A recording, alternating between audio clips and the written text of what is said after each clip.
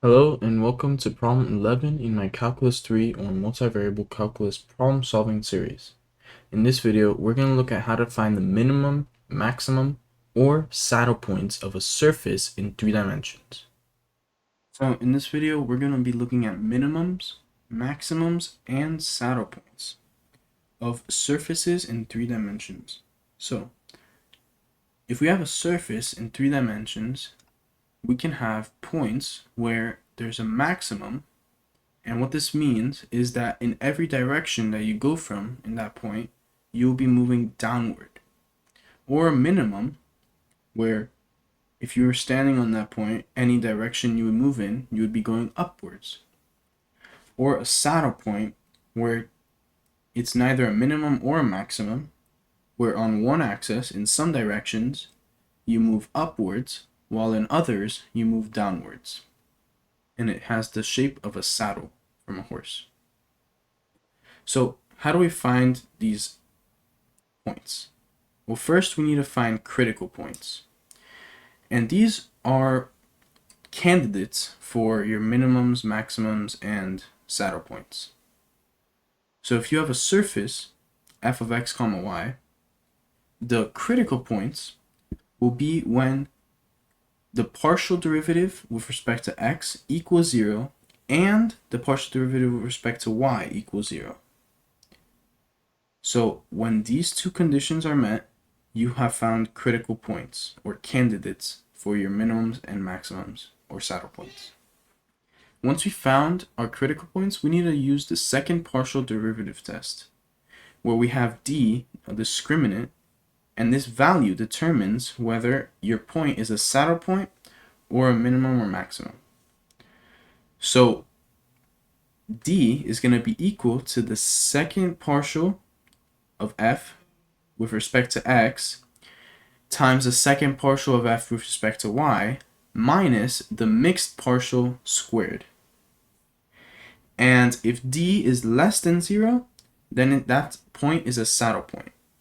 If d is greater than 0, then it could either be a minimum or a maximum. And to test whether it's a minimum or maximum, we're going to use the second partial of f with respect to x. So if this is greater than 0, then it's a minimum. And if it's less than 0, then it's a maximum. So let's go ahead and look at a problem. So here we have a surface f of x comma y, which is equal to 3x squared times y plus y cubed minus 3x squared minus 3y squared plus 2. And we want to find all of the relative minimums, maximums, or saddle points.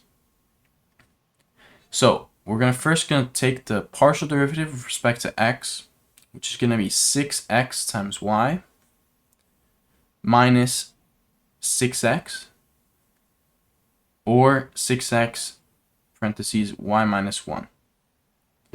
Then the partial derivative with respect to y will be 3x squared plus 3y squared minus 6y. And remember, when you're taking partial derivatives, you leave the other variable as constant. So the next step is going to be to find when the partial derivative equals 0. So when the 6x times y minus 1 equals 0, when x is 0, or when y is 1. And now we're going to find when the partial derivative with respect to y equals 0. And when x is 0, then y can either be 0 or 2 for the partial derivative with respect to y to equal 0. And when y is 1, then x can either be 1 or negative 1. So using those values, we can find 4 critical points: 0, 0, 1, 1, 0, 2, and negative 1, 1. Now let's go ahead and test if we find any saddle points, and then test if we have minimums or maximums. So to test if we have any saddle points, we're going to use d, which we saw earlier. And now we're going to get the second partial of f with respect to x. So the second partial with respect to x is going to be 6y minus 6. And the second partial with respect to y is going to be 6y minus 6. And the mixed partial is going to be 6y. And so we can put these into D and test each of the points to see whether we have minimums, maximums, or saddle points. So let's go ahead and test the first one. So we 0, 0, and we see that when we plug in 0, 0 into D, we get 36. And since 36 is greater than 0, this is not going to be a saddle point. And to test whether it's a minimum or maximum, we put it into the second derivative of x with respect to x. And we get that it equals -6. And since -6 is less than 0, then it's going to be a max, a relative maximum. Then for the second point, 0, 2, we do the same thing. We find that D equals 36. So this point is not a saddle point. And the second partial derivative of f with respect to x is 6. So now this time, 6 is greater than 0, so it's going to be a minimum, sorry. And now let's test the third point, 1, 1, and we put it into D, and we see that D equals -36. And since -36 is less than 0, 1, 1 is a saddle point.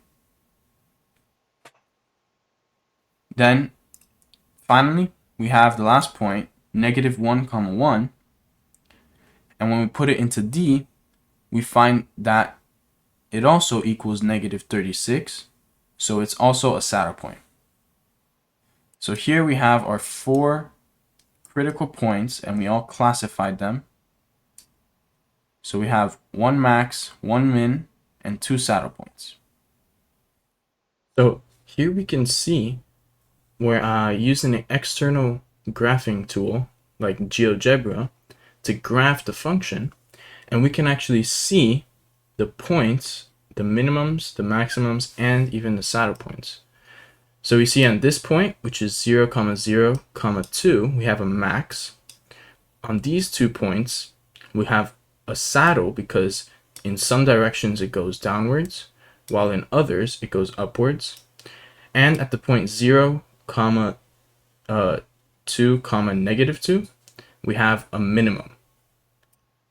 And you see that in every direction you go from this point, you'll be going upwards. And so yeah, this helps you get an idea of what this function looks like and what these points represent.